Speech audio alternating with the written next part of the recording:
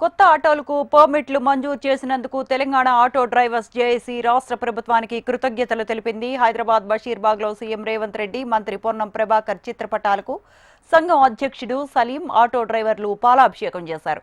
పర్మిట్లు ఇవ్వడంతో 40,000 కుటుంబాలకు ఉపాధి దొరుకుతుందని సలీం అభిప్రాయం వ్యక్తం చేశారు. అలాగే ఆటో ఛార్జీలు పెంచాలని డిమాండ్ చేశారు. పొన్నం ప్రభాకర్ ఇచ్చిన హామీ మేరకు సంక్షేమం బోర్డు ఏర్పాటు చేయాలని కోరారు.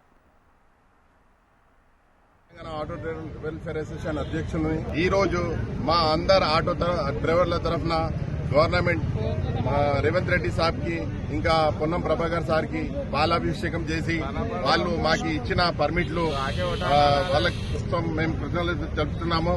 మా అందరు డ్రైవర్ల తరఫున మేము మీడియా ద్వారా గవర్నమెంట్ కి ఇచ్చేస్తున్నాము.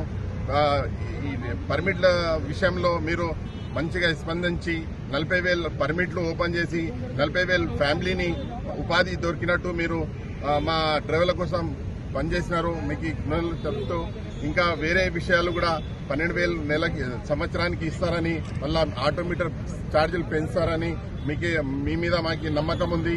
ఇంకా పొన్నం ప్రభాకర్ సార్ అతి త్వరలోనే వెల్ఫేర్ బోర్డు కూడా ఇస్తారని హామీ ఇచ్చినారు.